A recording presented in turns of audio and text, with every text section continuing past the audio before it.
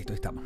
Buenas tardes, empezamos esta clase entonces, extraordinaria para seguir adelante y no perder ningún momento de las semanas y de este semestre. Gracias por su presencia, chiquillos. Les voy a dejar entonces grabado esta presentación para la gente que no pudo asistir. La clase número 12. Ya en esta clase nos metemos de lleno a los universales lingüísticos, la tipología y parámetros. Chequeo, ¿se ve bien? ¿Se escucha bien?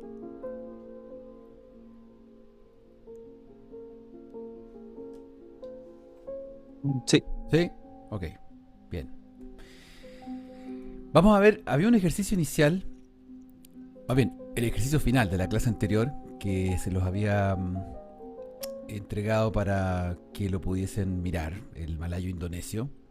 El malayo indonesio es una lengua, un estándar que se habla en el sudeste asiático, dentro de esta macrozona de confluencia de lenguas, pueblos, culturas, que es llamada el sudeste asiático, la Micronesia, la Melanesia y la Polinesia. Ya Indonesia y Malasia están ubicados estrictamente en el sudeste asiático desde el punto de vista geopolítico. Y las otras denominaciones tienen que ver con coordenadas de latitudes. ¿Ya? El malayo indonesio es un idioma oral escrito empleado principalmente en el sudeste de Asia, conocido localmente como el Bahasa Melayu. ¿Ya? El Bahasa Indonesia es una variedad de malayo normalizada y aprobada como idioma oficial en Indonesia, igual que el malasio. ¿Ya? Es decir, son lenguas de tratamiento comercial, son lenguas masivas, por ende también son lenguas económicas desde el punto de vista que debe ser mucho más fácil, más rápido aprenderlas y permite que la gente pueda relacionarse de mejor manera, pensando que son lugares de transición de mucha gente hacia arriba, hacia abajo, hacia los lados. Hay un libro, el compendio de George Campbell, que está en una de las carpetas compartidas del Drive, donde ustedes pueden explorar más información. No es obligatorio, pero si quieren explorar un poco más de sonido, sintaxis y de lo que se trata el indonesio, pueden entrar ahí. De hecho, puede ser una de las lenguas que se motiven ustedes a estudiar. Bien. Revisemos las respuestas, porque este ejercicio, no sé si lo hicieron. Primero cuéntenme si lo hicieron, si no lo vamos a hacer en conjunto. Coméntenme. Alejandra, Carlos, Joaquín. No lo hice. Ya, no. Tampoco. Carlos, tampoco. Alejandra, ¿alcanzaste a mirarlo? ¿Estás, Alejandra? ¿Aló? ¿Oh? Sí, ¿Así se escucha? sí, te escucha. ¿Pudiste hacerlo? La verdad es que hoy día teníamos pruebas y estaba un poco complicado, así que Ya, no estábamos alcanzaron. Ya, sí, ok. Hagámoslo perdón. entonces. Hagámoslo entonces porque es importante que vayamos avanzando. Aquí ustedes pueden examinar las oraciones de la izquierda en virtud del glosario de la derecha. Como ustedes tienen este material disponible, lo pueden mirar, qué sé yo, en otra pantalla, en el teléfono. Si es que si lo tienen impreso, genial, aún mejor.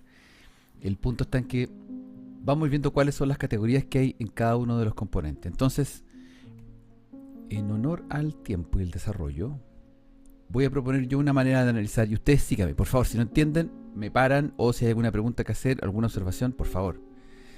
Ya. Vamos a revisar los dos costados. El costado izquierdo, donde están las palabras, probablemente tal. Ya puse entre comillas palabras, llamémosle sustantivos, adjetivos, adjetivos demostrativos, qué sé yo. Y partículas le vamos a llamar a todo aquello que está relacionada con, por ejemplo, con el verbo. Por ejemplo, el caso del número 4, donde tenemos menjual. Menjual tiene que ver con el verbo vender, con la declinación del verbo vender. Entonces, ahí ustedes tienen dos aspectos de análisis. Vamos a la primera, a la izquierda. Tenemos palabras ini, itu. ¿Se fijan? Ini está en el primero y en el segundo, lo marqué. Itu está en la número 4. Kuda, caballo. Kain, ropa. El número 8. Y bagus, buena, que está por ahí el número 6. O sea, son palabras, adjetivos, sustantivos. ¿Ya? Si ustedes revisan ahora y miran hacia el lado, van a darse cuenta que en la primera Inikidu se habla de este es un caballo, en la segunda se habla de este es Ali, en la tercera Ali Vagus, Ali es bueno, tanto en la 3 como en la 5 y en la 6 aparece Vagus como bueno, buen adjetivo. En la número, voy a saltar al 5, en 5 Kuda Ali Vagus nos encontramos con que el caballo de Ali, Kuda, caballo Ali, bueno, suena como atarzanado, caballo Ali, bueno. Luego nos encontramos en la número 6, Yoalan Ini Vagus. Yoalan es la mercancía, Ini nuevamente tiene relación con Vagus, Ini Vagus. Esta mercancía es buena. Entonces, aquí empieza a aparecer algo raro, porque nos encontramos con que pareciera ser que la posición de Ini tiene algo que decir al respecto de los significados. ¿Ya? Si nos fijamos solamente en esto, fíjense que Ini en posición a la izquierda del sustantivo, por ejemplo en la número 1,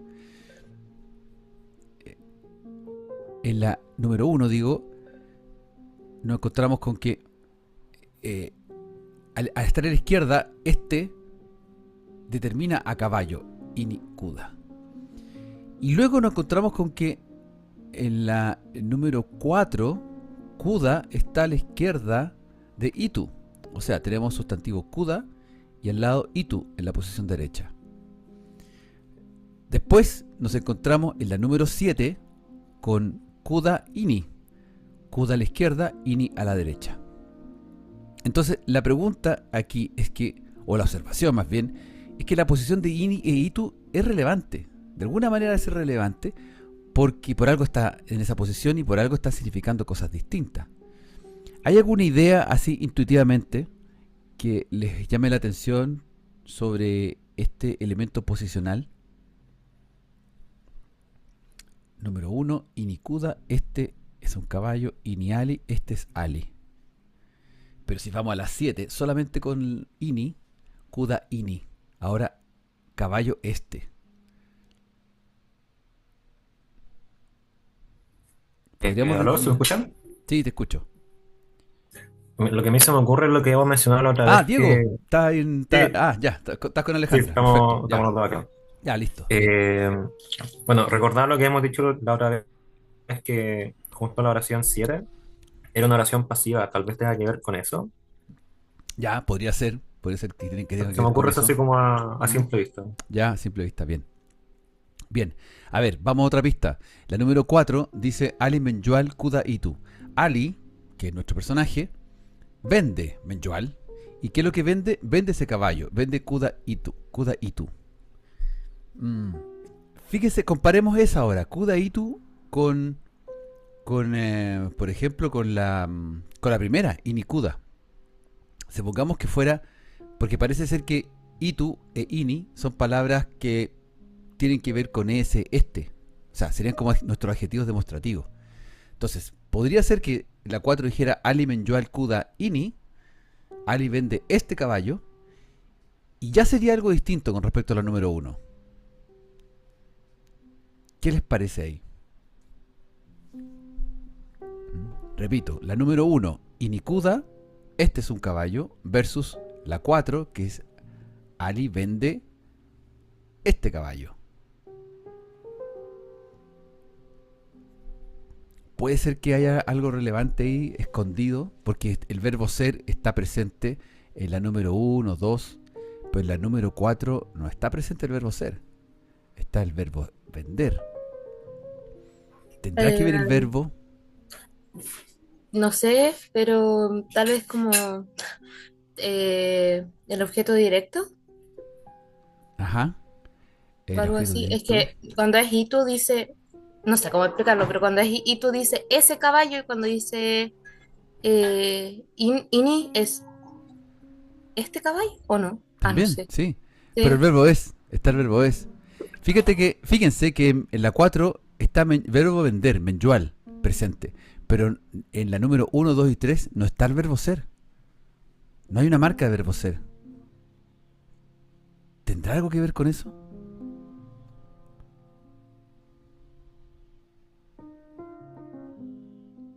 Les doy una pista. Ini si está en posición izquierda más el sustantivo, como inicuda, va a ser distinto a la posición de itu o inu a la derecha del sustantivo. O sea, la posición va a ser relevante. En el primer caso, inicuda va a ser un pronombre, este.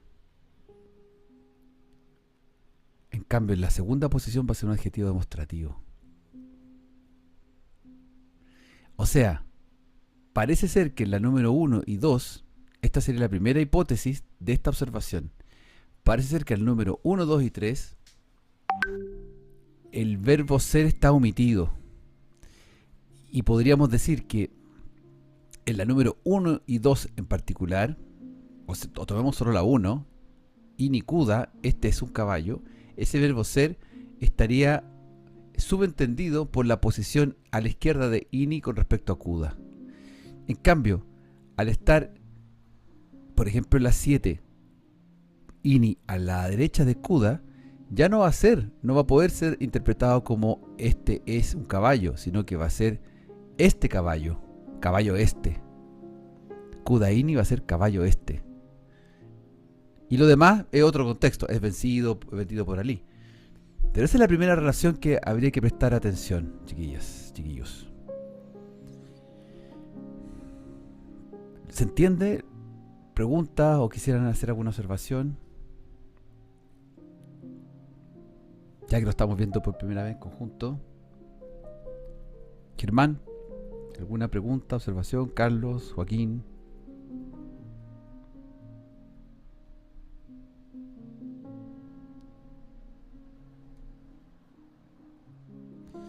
Que yo pensé muchas cosas para intentar resolverlo, pero se me hizo muy complejo, no llegué a una solución. Ya, bien. Ya, entonces les voy a dejar como tarea una segunda parte para que lo puedan revisar con atención. Miren, entonces les voy a mostrar el primer desglose de la información. Como les comentaba, la primera columna trabajamos fue con palabras, ini, itu, kuda, kain, bagus, y ahora vamos a trabajar las partículas a la derecha, que las marqué con rojo, esas partículas. Entonces, en las siguientes oraciones, alimen yoal kuda, yoalan ini bagus, kuda ini di yoal ole ali, alipen yoal kain.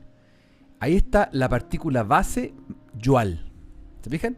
Y hay unas marcas que están en rojo, que son marcas que entregan información distinta.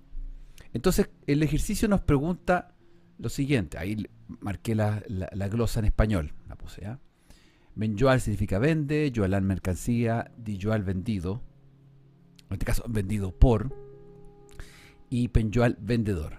Es decir, las partículas se fijan que están logrando que se produzca un cambio con respecto a una raíz léxica fundamental que es... ¿Cuál es la raíz léxica fundamental que está en esas palabras?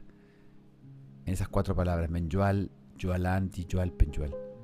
¿Cuál es la raíz léxica fundamental? ¿Yoal? Yoal, total. ¿Y qué significa yoal?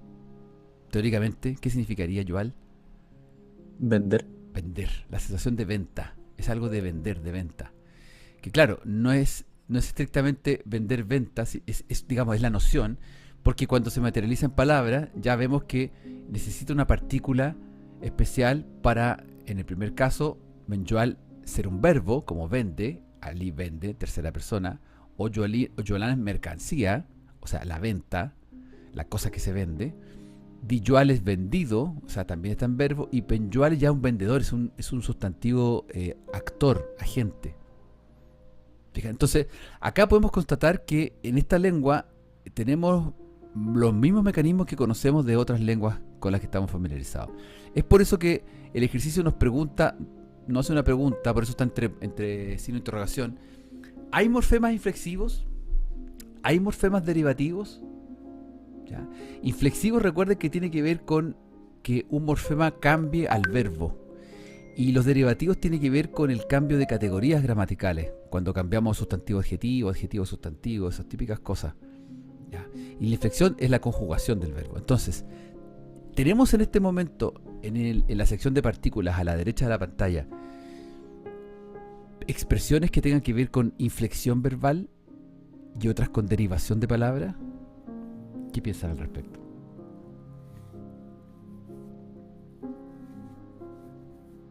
Repito la pregunta. ¿Existe inflexión verbal en alguna de esas 4 palabras que están entre rojo y negro?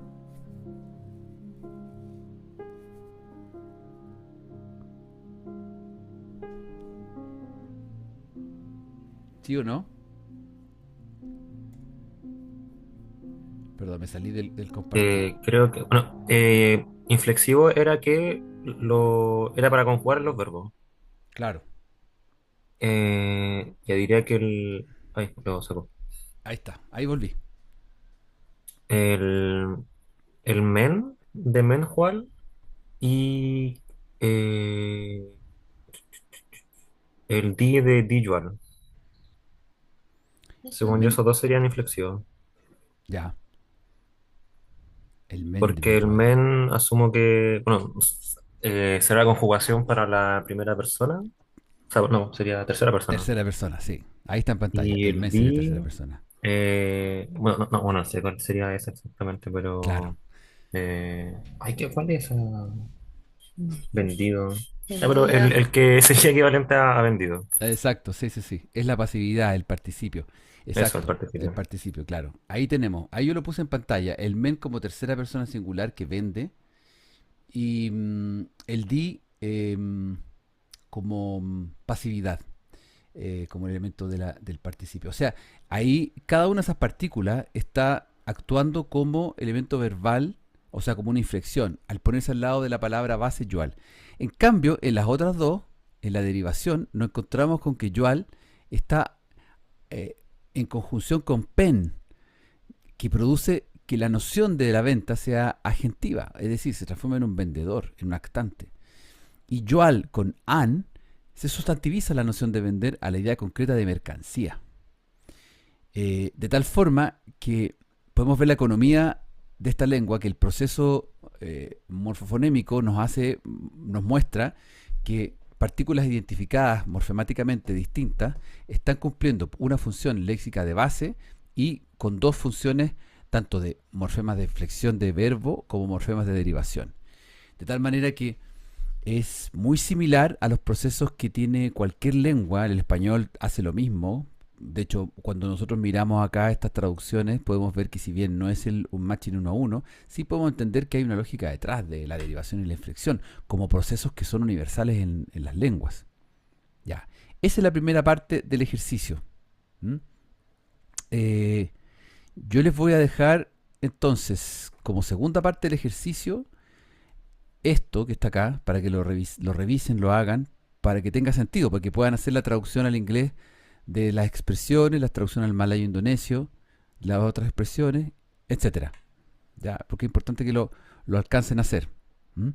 Basándose en esto. Entonces la presentación que les voy a compartir va a tener esto más el ejercicio que está acá y me voy a saltar la otra página de respuestas para que lo realicen y me voy directo a... me voy directo a compartirles la otra página. Ya, PowerPoint. Contenido. Bien. Ahí estoy. Hay una lectura que yo les pedí que le pudieran mirar, me imagino que no alcanzaron a verlo, que es como sobre las lenguas se originan. Voy a pasarlo muy rápido porque el objetivo es que avancemos hacia las universales. Entonces solo quiero aclarar algunas ideas. Ya, primero, acá en este artículo se nos presenta la distinción entre la pidginización y la creolización. Uno como un proceso de creación adaptativa de los hablantes por una necesidad urgente de comunicación y la otra como un asentamiento lingüístico de la pidginización. ¿Ya? Entre medio de ambas existe una lengua franca como un estado de avance entre una y otra. ¿Bien? Existen otros 2 procesos que son la decreolización y la hipercreolización. ¿Ya? La principal fuente de conflicto es probablemente con la forma estándar de la lengua de la que deriva y con la que suele coexistir. Entonces, existe un problema en el proceso de creolización. ¿Ya? Y esto es importante para lo que vamos a revisar a continuación en un par de slides más. ¿Ya? Inevitablemente los hablantes del criollo, de la lengua ya que está asentada, sienten mucha presión para cambiar su habla en una dirección estándar. Por eso descriollizan, o sea, hablan poco esa variante. Eh, y eso genera ciertas distancias internas entre las comunidades de hablantes. Otra consecuencia es una reacción agresiva contra la lengua estándar por parte de los hablantes de criollo.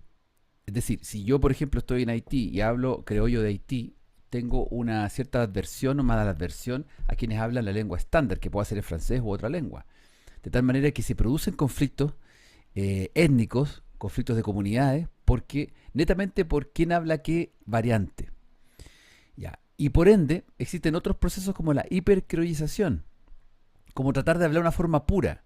Es como cuando se da en muchas manifestaciones, como la lengua de la calle tiende a ser prevaleciente y tiende, por ejemplo, a ser la lengua con la que se habla, con que se escribe, se hace la música de la cultura urbana, por ejemplo, que tiende a ser como una, vaga la distancia, pero como una suerte de hipercriolización, o sea, como una hiper variante propia, autóctona, que tenga que ver con nuestra jerga y no otra.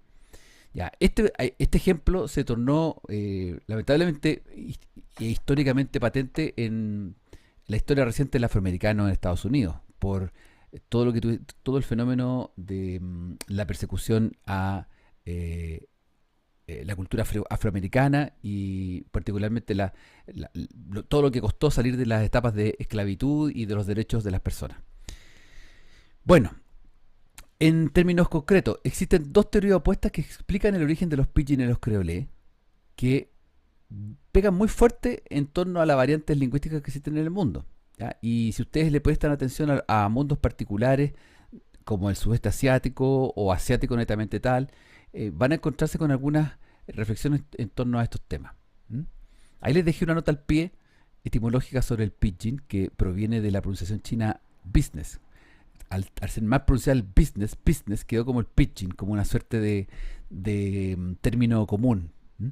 Y el creolé viene de esta expresión de persona criada, de creare, de persona criada en la casa, como se diría en español de Chile, como aguachada, como aquellas personas que fueron aguachados dentro de una comunidad a las que no les pertenece de primera instancia. Bien, esos son el origen de los conceptos en sí. Ok, avanzo entonces. Bueno, la teoría de poligenética habla de un fenómeno de contacto lingüístico que se manifestaría en distintas formas del planeta de forma similar, ¿ya? Entonces, si ustedes quisieran estudiar algún pidgin creolé africano con influencia portuguesa o en otra zona del planeta, nos encontraríamos con estos mismos cuestionamientos en torno al fenómeno, ¿ya? Se habla, por ejemplo, se pregunta, ¿por qué no todos los pidgin tienen las mismas formas de modificaciones? El creolé del Caribe con su trato inglés no es igual al creolé filipino con su trato español. Entonces, la poligenética o esta manera espontánea en que nacen todas las lenguas es cuestionable. Lo otro, que es más cercano a lo que hemos planteado en este curso, es el proceso de la relexificación. Es decir, cómo a partir de un pidgin se puede encontrar como una especie de, comillas, lengua madre, como una especie de forma fundamental a partir de la cual surge un montón de otras lenguas, como una especie de protolengua, ¿ya? Aunque también es muy cuestionable porque no es posible de probar. Sí hay algunos ejemplos, sobre todo se ha hecho estudios con el portugués, ojo con eso, el portugués ha sido como muy fuerte, porque el portugués parece ser que como una lengua en sí se ocupó mucho durante un periodo importante de la colonización, y dejó marcas indelebles en muchas comunidades que hoy día siguen utilizando pidgin portugueses, ¿ya? Aquí hay un ejemplo con el saramacano, ¿ya? En la zona de la Suriname, al lado de la Guayana, cerca de Venezuela, por ahí arriba, de América del Sur, ¿ya? Ahí se conservan algunas palabras como sabi, piqui, pálava, que tienen que ver con saber, pequeño problema. Bien, hay mucha historia al respecto. Este ejemplo me parece mucho más claro, para entender este proceso de lexificación. Y por aquí nosotros podemos tomar una postura que nos sirva más para efectos de nuestro curso. Fíjense cómo en la primera tablita a la izquierda aparece el francés, el michif, una lengua autóctona que se habla, hablado por aborígenes canadienses, pero nutrida principalmente por el francés. Fíjese cómo las palabras francesas chemin, que significa camino, cheveux, que es el pelo, petit, chico, cheval, horse. Cómo esas palabras en Michif se han transformado a chemin, chevev, psi, psual, que tienen mucha relación con el francés. Y acá a la derecha les pongo las pronunciaciones en transcripción fonética de cada una de las palabras francesas. ¿Ya? El fusil, un fusil, en Michif, un fusil. Una casa, une maison, en el Michif es une maison. Le garçon, le garçon. La roche, la roche. Le couteau, le couteau. Son manger, su manger. ¿Explican? Etcétera. Cómo el sustrato de la lexificación de una lengua hace que la lengua final de contacto tome esta forma y las haga propias y haga su propia interpretación. ¿Okay? Eso es con respecto a estos procesos de pidginización, creolización, hipercreolización, descreolización. De tal forma que para nosotros, para efectos de nuestro curso, este fenómeno nos sirve para, primero, desentrañar similitudes, diferencias estructurales entre las variedades de las lenguas, ¿ya? Que eso se estudia particularmente desde una perspectiva monogenética, poligenética. Pero lo más importante es que nosotros a través de la observación de los pidgin y los criollos, uno puede establecer que existen procesos subyacentes que tienen que ver con el lenguaje humano. Por ejemplo, el orden fijo de palabras, como veíamos en la clase anterior sobre creolé, algunas incrustaciones a la derecha y no a la izquierda, partículas que hagan tal cual tengan ese desempeño. Y aquí les voy a dejar una nota idiomática sobre el origen del español americano. ¿Ya? Voy a hablar un poquito aquí, pero por favor, si cualquier cosa me preguntan y me comentan, sería interesante que me pudieran explicar, me pudieran contar si se entiende bien esto. Porque el origen del español americano ha sido bien controversial. Ha habido varias teorías y que ustedes van a ver que cuando yo termine de presentarles esto brevemente, van a tomar en consideración por qué a veces se menosprecia tanto las variantes españolas de un país, por ejemplo, del cono sudamericano. Hay algunas variantes que se desprecian más que otras.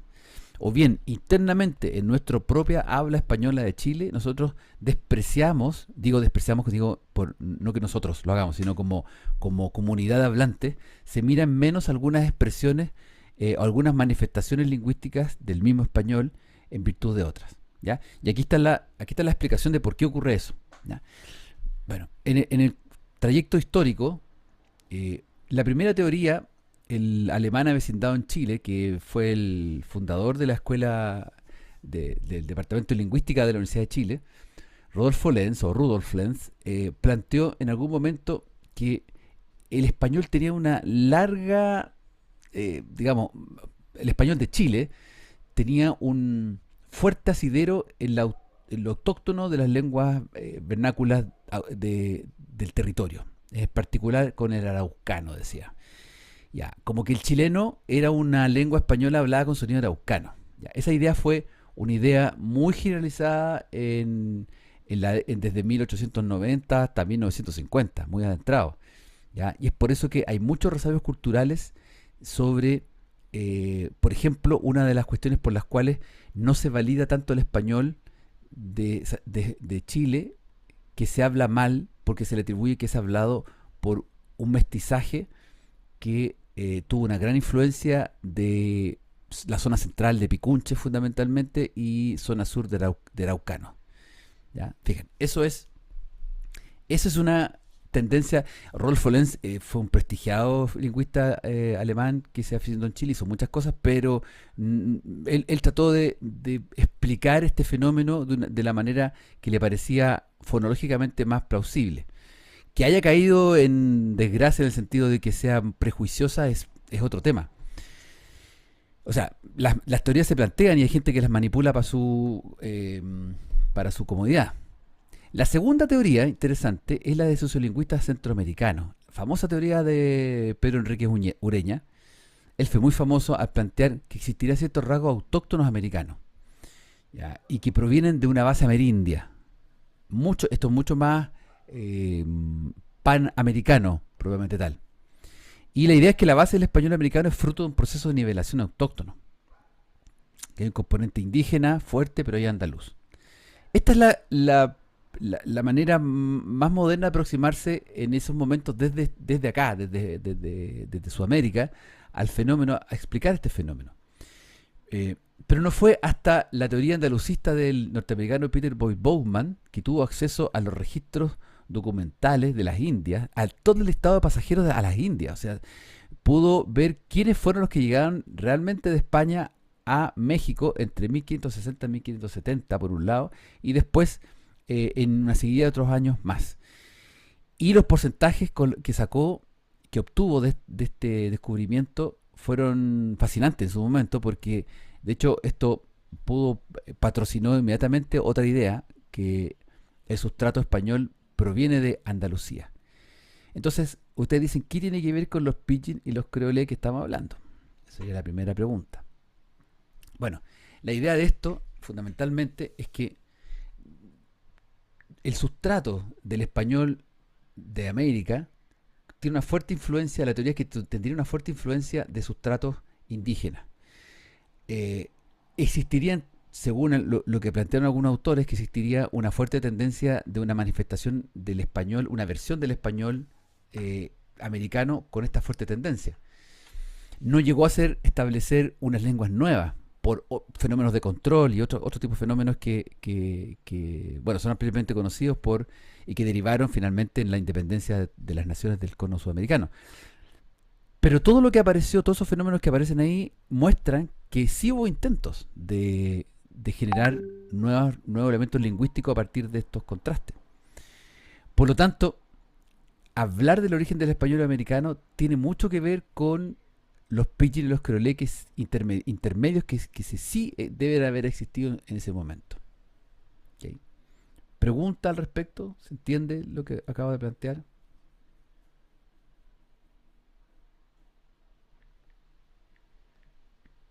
¿Me escucharon lo que planteé?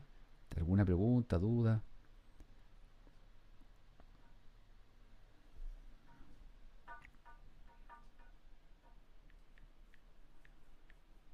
Ok. Ya, miren, ahora les tengo otro ejercicio. En el Drive ustedes tienen este ejercicio número 9, que es una práctica de análisis morfofonémico con expresiones netamente del turco.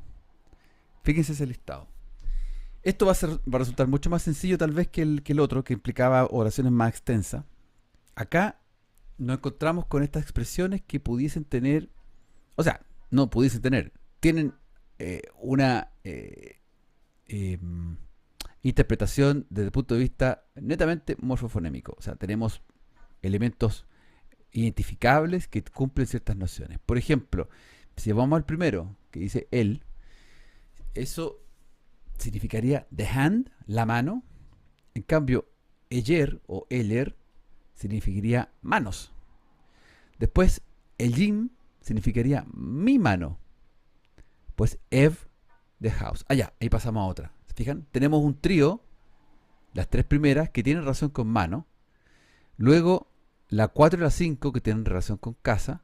Y nuevamente aparece en la número 6 y 7 expresiones eyerimiz y eyerimne en mis manos.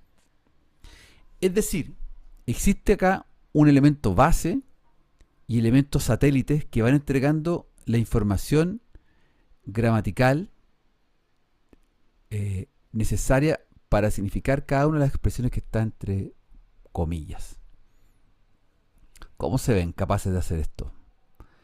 Al menos los primeros 14. ¿Lo creen posible de revisar? Incluso podrían revisarlo así tal cual, lápiz y papel, mirando la pantalla, podrían tirar líneas. Dame unos minutitos para que lo hagan. Tengo las 14:40. 14:40 a 14:50. Ya. Tiempo para realizar el ejercicio.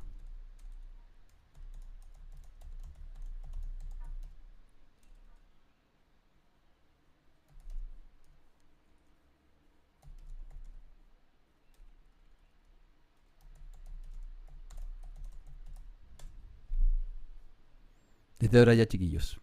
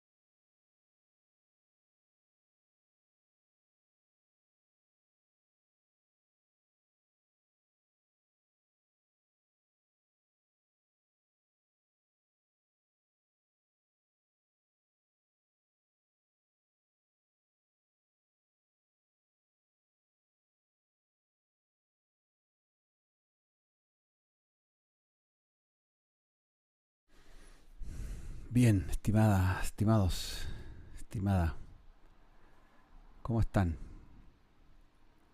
¿Pudieron hacer algo al respecto? Sí, ¿Sí? sí. Ya, excelente, excelente, excelente. Bien. ¿Pudieron hacerlo mirando el pantallazo o la pantalla, digamos, o viendo el documento? Estaba viendo la pantalla. Ya, viendo la pantalla. Ok. Ya, voy a poner entonces, voy a proyectar la pantalla. Em, ya,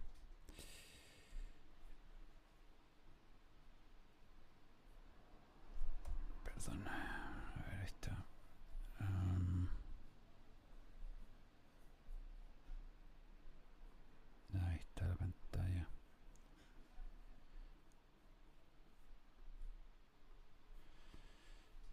Ahí está, ¿cierto? Ya.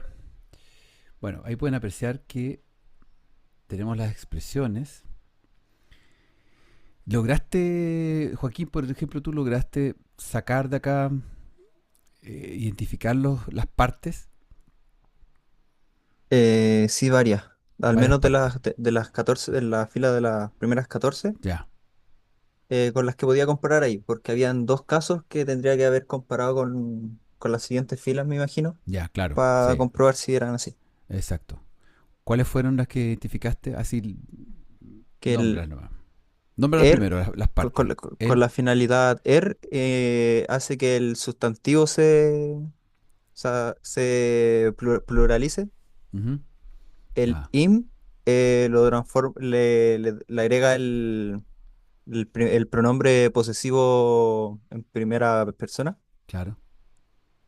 Eh, el, con la finalidad is, si no recuerdo, indica cuando es, si no recuerdo, plural el tema de persona. Claro. El La- is, el del número is, 6 is. Ese es sí, our, como hay primera persona plural. plural, sí, que hay en la combinación entre el im como primera persona, is el plural de esa Exacto. persona. O sea, el is es el plural y el im es el persona. Sí. Es la persona. Perfecto. Súper bien. Súper Después bien. los que tienen como con finalidad de, comparten eso de que es como indican el lugar en el que está algo. Como en este caso sería como in my hands o en la 8 que es in the house, Claro, que indica locación, por decirlo. No me acuerdo el claro. otro término que se podía usar. Sí, sí, sí. Bien. O sea, ahí tenemos, por ejemplo, si tenemos la expresión el, leer, después tenemos el leer, im, is. Ya con eso tenemos una cantidad de información. Cada uno de ellos lleva una información. Ya. Bien. Entonces, si ahora lo mirásemos desde este punto de vista, en pantalla tengo 10 posibilidades de morfemas turcos y las palabras inglesas a la derecha. Entonces podríamos perfectamente hacer el estado que tú mencionaste varios de estos, de cuáles son los que calzarían con cada uno de ellos. ¿Ya?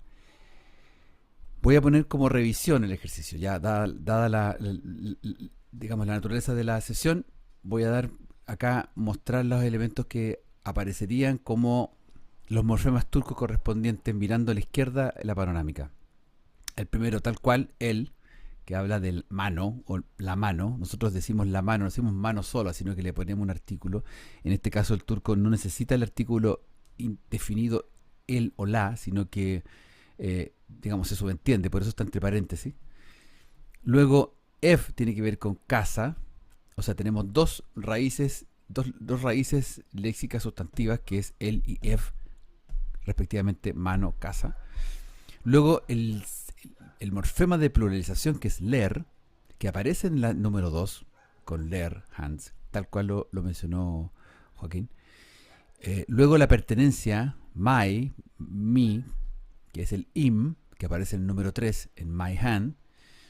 Luego el número 5 es imis, que sería our, que es la mezcla entonces de la pertenencia con la pluralización de esa pertenencia. Ya no es primera persona solamente, no es un posesivo primera, sino que es un posesivo de primera plural, nuestra. ¿Ok? Y aparecen las morfemas de el tuyo singular o el tuyo plural, al igual que el mío y el my y el our. Acá tenemos el your singular y el your plural, con in y inis, que aparecen más adelante en los números 11, 13, 11, 14, 13, no, claro, 13 y 11 respectivamente, eso, 13 y 11 respectivamente, con 6 y 7.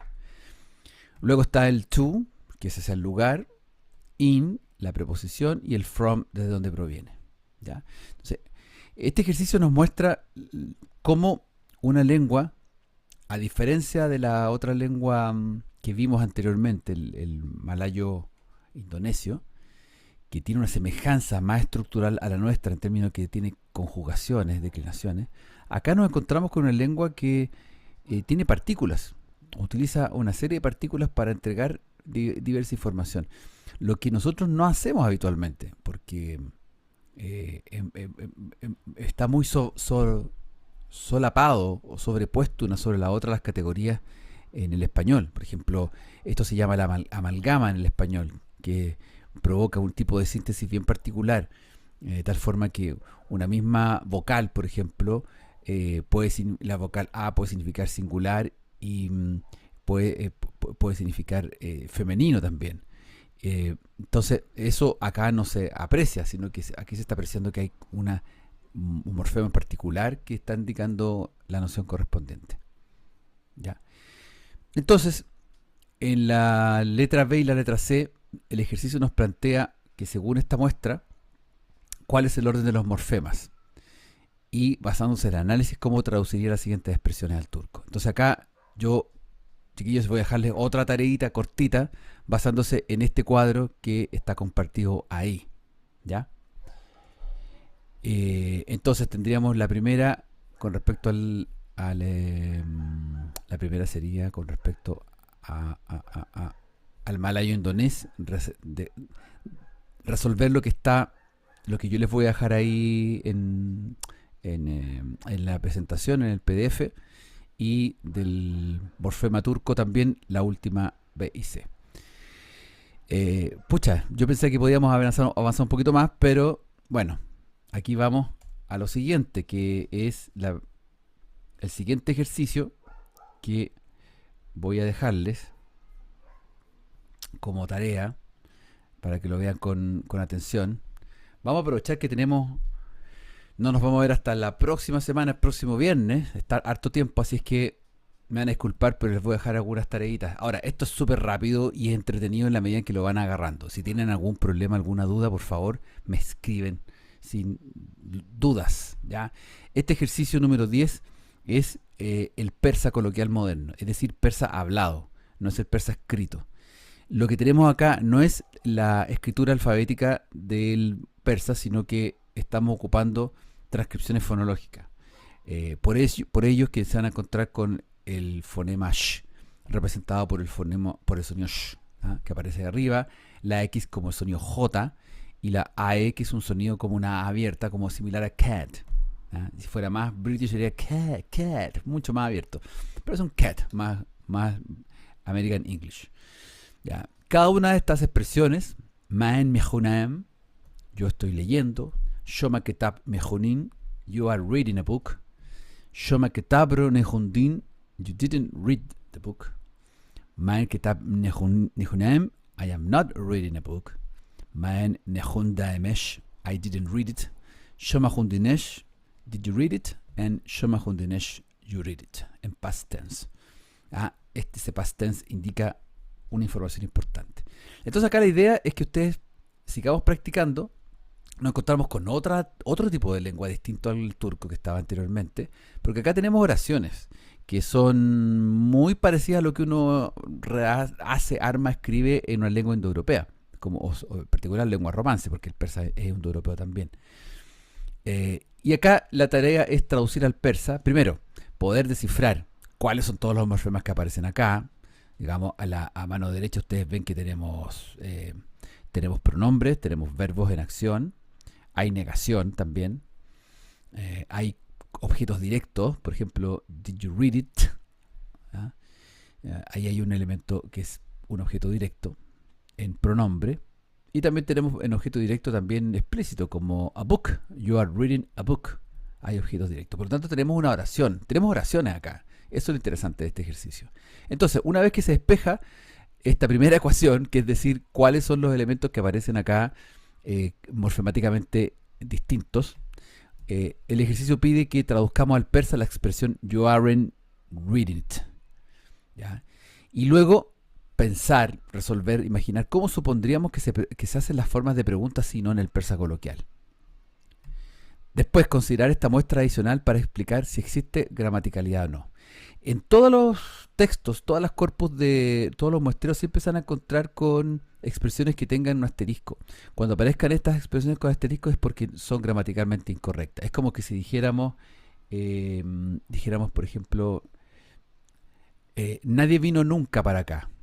No, esa expresión no. No, algo así como, algo más claro, así como, te lo voy a comprártelo, ¿ya? Te lo voy a comprártelo. Esa repetición del te, que no es gramatical, no es correcta gramaticalmente, funciona en la vía laboral coloquial, funciona, la gente lo entiende y podrá decir que hay un registro ahí más inculto al ocupar el doble uso del pronombre, pero es. Ahora, eso sería una cosa no gramatical con asterisco, decir, te lo voy a comprártelo. ¿Ya?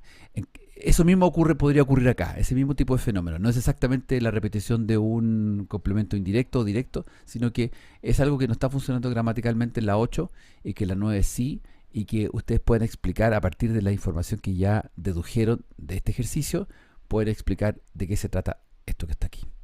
¿Ya? ¿Se entiende entonces el ejercicio de la tarea? Sí. Perfecto. Y ahí al final traducir al persa I wasn't reading a book. Por lo tanto, vamos a tener cuatro tareitas. Voy a anotarlo acá en el chat. Primero, terminar ejercicios de Balayo indonesio, turco, hacer completo el persa coloquial. ¿Ya? Esos serían los ejercicios de trabajo lingüístico. Recuerden que la segunda evaluación de este curso es de análisis lingüístico, por lo tanto lo que estamos haciendo es trabajar ya para esa evaluación. Y lo siguiente es leer la primera parte del texto, del famoso texto ahí que les dejo un pantallazo de la página, que ya es el número 7 dentro de la carpeta, Some Universals of Grammar with Particular Reference to the Order of Meaningful Elements, que es el clásico artículo de Joseph Greenberg en donde plantea los universales del lenguaje. Yo solo quiero que lean, necesito que lean, que lo lean y que anoten todas las dudas correspondientes y hagan todo el registro posible de los universales 1 al 7. ¿No? Solo 1 al 7. Quiero lectura universales 1 al 7. Solamente les quiero dejar terminar la clase con una aclaración. Una aclaración súper importante para que no se confundan. ¿Ya?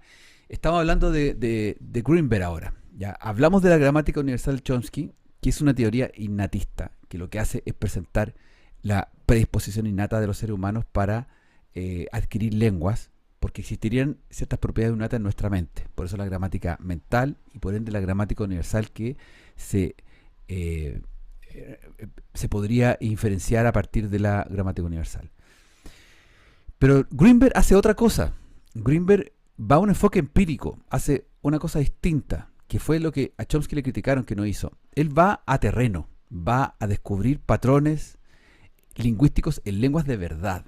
Y por ende, su trabajo y su artículo es tan importante, los famoso artículo de los universales del lenguaje, que es de 1963. Este artículo es fundamental para entender cómo en la práctica uno puede descubrir estos elementos, estos patrones. Y estos patrones dan origen a la teoría conocida como la tipología lingüística, que va a referir a los universales lingüísticos en serio, o sea, digamos, no que ser en broma, sino en concreto, que existen, que podrían demostrarse y probarse. Y eso es lo que se ha hecho estos últimos 50 años, demostrar que esos existen y cuáles no, cuáles sí, de qué manera, de qué forma, si hay tangentes al respecto y discusión. Entonces, las dos teorías son las máximas teorías que apoyan nuestro trabajo en este curso. La teoría de la gramática universal, gramática mental, y la teoría de la tipología lingüística, que se basa en una demostración de los universales del lenguaje. Todo lo que vimos sobre protoindoeuropeo es el sustento, el antecedente teórico clave para entender por qué estamos acá hablando de esto. Y bueno, por qué tenemos metodologías de base para poder que se pudieron mejorar y articular de mejor forma después en la sección de las tipologías. ¿Okay? Eso sería todo por hoy, estimados, estimadas. ¿Alguna pregunta o comentario que quisieran hacer?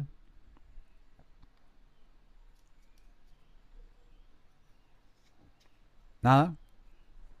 ¿Algo? ¿Se entendió? ¿Funcionó la clase? ¿De alguna manera? Súper, gracias. Ya, pues que estén muy bien, que tengan un buen término de semana y porfa hagan las tareas, traten de avanzar lo más posible en los ejercicios y en la lectura. La lectura de los universales, los universales 1 al 7 están en las primeras 3-4 páginas, no hay que avanzar mucho más allá. Pero si hay algo que les complica, bueno, me pueden preguntar a mí, pueden googlear también por Greenberg, qué es lo que plantea Greenberg y van a encontrarse un montón de ejemplos. ¿Ya? Así que eso. Y entonces nos vemos en la próxima clase, que sería el próximo viernes, y a revisar, empezamos la clase revisando todos los ejercicios, ¿ya? Les voy a mandar un correo con el link de este video para el resto de la gente, ¿ya? Que no pudo. Que estén muy bien, nos vemos. Buena tarde, buena semana, Chao, profe, que tengan buen cuídense. fin de semana, chao. Chao, chao.